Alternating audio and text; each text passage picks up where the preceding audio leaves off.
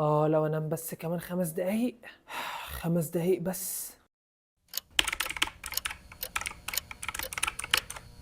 انا بقالي كتير ما عملتش حلقات وعايز اعمل حلقة جديدة. ايه ده؟ ادمان السوشيال ميديا؟ فكرة جديدة دي.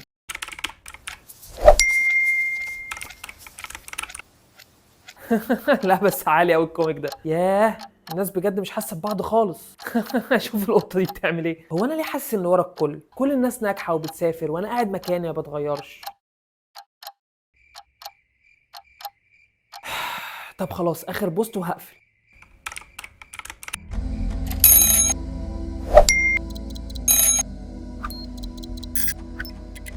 انا دلوقتي مش محتاج اقرا كتاب، لان انا ممكن احكي لك حكايتي.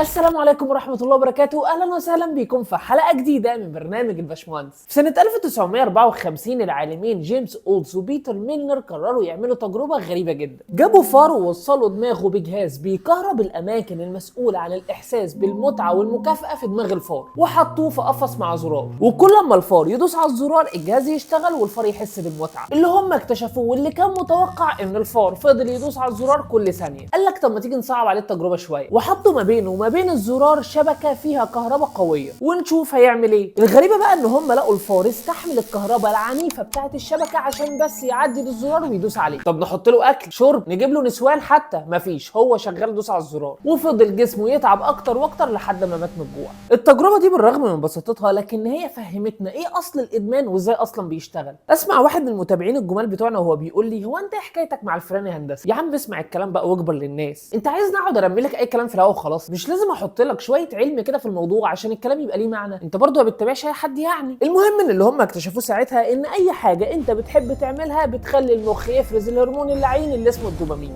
اللي بيحصل معاك انك اول ما بتعمل حاجه انت بتحبها هرمون الدوبامين بيعلى في جسمك، بعديها هو لوحده بينزل تاني، فتحتاج تعمل حاجه دي تاني فيعلى تاني، بعدها ينزل تاني، فتحتاج تعمل حاجه تاني فيعلى تاني وينزل، وهكذا. بالظبط نفس فكره الفار اللي عمال يدوس على الزرار. السوشيال ميديا بقى عارفه المعلومه دي كويس وبتستغلها احسن استغلال. خوارزميات السوشيال ميديا مش بتعرض لك اي محتوى والسلام، لا هي بتقيس كل حاجه. انت وقفت قدام الفيديو قد ايه، ضحكت، عملت لايك، علقت، بعد ما الفيديو خلص رجعت تتفرج عليه تاني، كل ثانيه بتقضيها على البوست دليل انك مبسوط وعشان كده بيدوك منه اكتر، ومخك بالتبعيه يفرز دوبامين اكتر، فتلاقي نفسك بشكل لا واعي عمال تعمل سكرول على امل انك تلاقي فيديو احسن او كوميك يضحكك اكتر. انا اعرف ناس مدمنه فيديوهات قطط وكلاب، والراجل اللي بيقعد يصطاد البلطي بالصابون السائل. انت متخيل العبط اللي احنا فيه؟ الميزه كمان في السوشيال ميديا ان انت هتلاقي عليها كل اهتماماتك، وهتشوف احلامك وهي بتتحقق قدام عينيك. هتلاقي اللي بيسافر حوالين العالم، واللي معاه فلوس كتير، واللي مشهور جدا. ده حتى لو انت بتحب لعبه معينه هتلاقي واحد محترف اللعبه دي. وعلشان كده في ناس بتلاقي نفسها مبسوطه في العالم الافتراضي ده، وده لانه ببساطه هو مش عارف يبسط نفسه في الواقع، لكن للاسف هو ما بيبقاش فاهم ان كده رجله بتغرز اكتر. خد بقى الكلام اللي انا قلته ده وطبقه على اي ادمان في الدنيا هتلاقيه حقيقه. عارف انت ممكن تبقى مدمن قمار ازاي؟ نجيبك نحطك قدام لعبه مليانه احتمالات كتير جدا ونخليك تحس احساس المكسب في البدايه بسهوله، بعد كده هيبقى عندك استعداد تجرب مره واثنين وثلاثه واربعه والف، وفي كل مره هيبقى نفسك تحس نفس احساس المكسب اللي انت حسيته قبل كده، وهيبقى عندك استعداد تخسر اللي وراك واللي قدامك بس عشان لحظه انبساط. بالظبط نفس فكره الفار اللي كان بيستحمل الكهرباء العنيفه جدا عشان يدوس على الزرار، واللي انت اصلا كنت مستغرب هو ليه بيعمل كده. ومع ذلك كل حاجه فيها الحلو والوحش، لان زي ما انت ممكن تدمن الدوبامين بتاع حاجات كتير وحشه زي الاباحيه والمخدرات والقمار واي حاجه بتضيع وقتك وبتدمر جسمك وعقلك، انت ممكن تدمن الدوبامين بتاع حاجات كويسه زي الجيم مثلا. عايز اقول لك ان في الفتره اللي بتيجي بعد تمرين الجيم قويه بيبقى مستوى الدوبامين في جسمك في اعلى مستوياته. حتى الانجاز اللي انت بتحققه في شغلك، المهاره الجديده اللي انت بتتعلمها، الكورس اللي انت لسه ناجح فيه وضاف لك خبرتك في الحياه، كل دي حاجات بترفع مستوى الدوبامين في جسمك. والجميل بقى في الموضوع انك بتتحفز تعمل انجازات جديده. انا مثلا وصلت ل 100,000 مشترك على اليوتيوب، اسكت بقى ما اعملش فيديوهات تاني؟ طب وانت وديك فين؟ ارميك بقى انا الادمان السوشيال ميديا ياكلك؟ طب ما انت بتطلع على السوشيال ميديا هندسه. انا من الادمان الطيب، بس المشكله بقى ان الدوبامين اللي بيجي لك من الحاجات الوحشه اسهل واسرع بكتير من اللي بيجي لك من الحاجات الكويسه. يعني انت مثلا اول ما تلاقي فيديو شاهد قبل الحذف مش عارف مين بيعمل ايه تلاقي بسرعه ايدك راحت دست عليه، انما انا اول ما تشوفني على التايم لاين تروح مجريني. ليه يعني؟ عملت لك ايه؟ ده انا طالع عيني هنا عشان اعمل لك حاجه نظيفه تتفرج عليها. اللي انا عايز اقوله بقى في النهايه ان زي ما انت ما بتسمح للسوشيال ميديا ان هي تضيع نص يومك في حاجات ملهاش لازمه وعمال تهلك تسلك في دماغك وتلعب في مشاعرك، انت ممكن تستخدمها في انك انت تتعلم منها، تعرف اخبار العالم من حواليك، تتفاعل مع اصدقائك ومعارفك، لا وكمان تكون علاقات جديده. حتى يا عم لو هتستخدمها من باب الترفيه عن نفسك، بس ده ما يخلكش تستغنى عن الحاجات اللي انت محتاجها علشان تبقى شخصيه سويه نفسيا. انت لازم تشتغل على نفسك وتعمل انجازات حقيقيه في حياتك. اقعد مع اصحابك وقضي وقت لطيف مع اسرتك، ادي لنفسك فرصه تحس بمشاعر حقيقيه. والاهم بقى من كل ده انك لازم تاخد بالك من وقتك، لان الثانيه اللي بتروح ما بترجعش. انا وانت والناس كلها هنموت في يوم من الايام، ودي حقيقه محدش هيهرب منها. بس الموت مش النهايه، النهايه الحقيقيه انك تمشي من الدنيا من غير ما تكون عملت حاجه ليها معنى. وطبعا بقى انا مش محتاج اقول لك انك علشان تفضل فاهم كل حاجه لازم تعمل حاجتين: تدوس على اللايك وتشترك في القناه. ولحد ما اشوفك تاني خليك دايما فاكر